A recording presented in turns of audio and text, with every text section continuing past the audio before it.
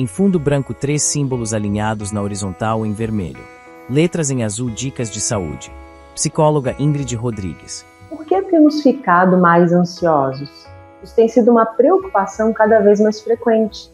À medida em que o tempo foi passando e a gente foi ficando mais acelerado, a gente tem tido muita dificuldade em separar o que são reações naturais do organismo, por exemplo, fazer uma prova, eu fico com medo, eu fico nervoso, do que seria uma ansiedade enquanto um sintoma que precisa ser acompanhado e tratado por um especialista. Vamos falar sobre isso? Nosso tema hoje vai ser ansiedade. Quem é que nunca teve momentos de grande ansiedade? Acho que todo mundo, em algum momento, passou por uma experiência como essa. O que é a ansiedade? Ela é uma doença? Qual que seria a principal diferença entre ansiedade e doença?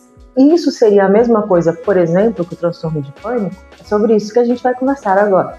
Vamos começar entendendo o que é a ansiedade, esse processo, essa coisa de que a gente tem sempre falado. A ansiedade é uma queixa muito frequente e cada vez mais comum.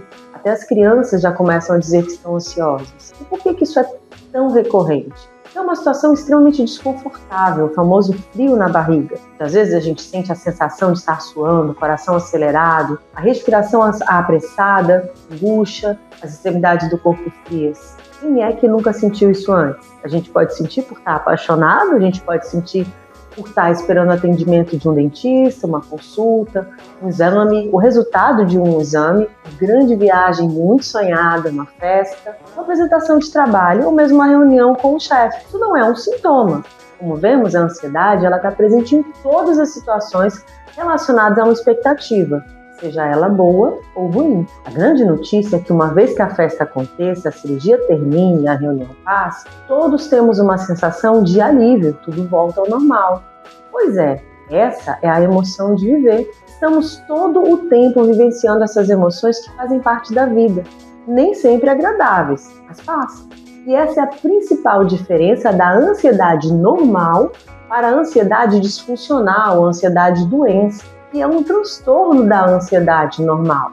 E por que a gente tem ansiedade? Por que ela é considerada normal? Essa resposta é muito importante, principalmente para quem tem transtorno de ansiedade. Entender a ansiedade normal nos ajuda a entender a ansiedade patológica e ajuda também no processo de tratamento, pois quando a gente conhece a doença, isso se torna essencial para a recuperação e para a cura. Sendo assim, a ansiedade, na verdade, é uma grande defesa, uma propriedade especial que a gente tem. É uma qualidade. Sem ela, os animais ficariam desprotegidos dessa reação de alerta e defesa. E nós, como temos a mesma natureza, herdamos essa capacidade. Sendo assim, diante do perigo e necessidade de fugir para preservar a vida, um simples animal tem uma forte reação de estresse, chamado de sistema luta-fuga. Há uma enorme geração de energia. A circulação acelera, a respiração acelera, o corpo gera calor, aumento da pressão e da glicemia. Sendo assim, quando isso acontece, o sangue é desviado para os músculos, coração e cérebro. Tudo para que a gente possa fugir do perigo. Uma vez que o perigo passa, tudo volta ao normal. E assim como o animal que se assusta ao beber água ou após tomar um susto, ele volta ao normal.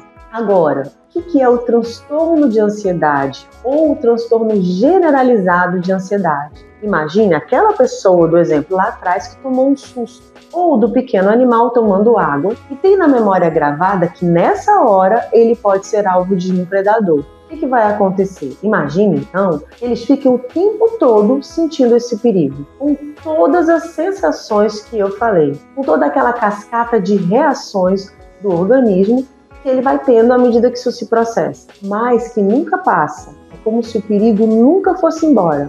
Esse é o transtorno generalizado de ansiedade. A diferença, portanto, é que aquela nunca passa. E não há um motivo claro, não há um susto, um perigo, uma situação clara, mas a sensação persiste. E no caso da síndrome do pânico, o que seria?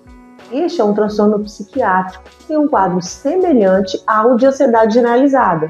São reações parecidas, mas imagine a sensação de ansiedade multiplicada muitas vezes, com sensação de falta de ar, palpitações, de morte iminente, perda do autocontrole, levando a pessoa muitas vezes à emergência hospitalar e muitas vezes causando desmaio. E quando chega na emergência, tudo desaparece. muitas vezes até sem medicação. E todos os exames estão normais. Isso é a síndrome do pânico. Embora não seja uma situação grave, não ofereça ameaça à vida, gera um grande sofrimento e até pode ser diagnosticada e tratada. Até que possa ser diagnosticada e tratada, a pessoa tem uma sensação de uma situação desesperadora. O grande problema no tratamento, seja no pânico ou na ansiedade generalizada, é a pessoa não ser orientada, não ter essas explicações, não entender o que são esses transtornos e por que sente tudo aquilo, que na verdade não existe um perigo real. Até isso ocorrer, o que vai ajudar as pessoas? Os medicamentos. Os medicamentos ajudam a cessar as sensações até a vida poder retornar ao normal. Mas isso precisará dessa jornada de compreensão, que vai exigir o enfrentamento das situações que a pessoa enxerga como risco e que vão gerando barreiras desnecessárias que atrasam a recuperação. Como essas crises não têm hora certa, não dão aviso, entender as atitudes e estratégias para dominar as sensações e o medo que as acompanha é essencial. Portanto, o que a gente precisa? A gente precisa de ferramentas que nos instrumentalizem a fim de que a gente crie estratégias e desenvolva recursos para que a gente possa lidar com as reações diante de situações de medo e de crise. E lembrar que nem todas as vezes que a gente fique nervoso, que a gente tenha medo de alguma coisa, isso significa que nós estamos vivendo uma crise de ansiedade.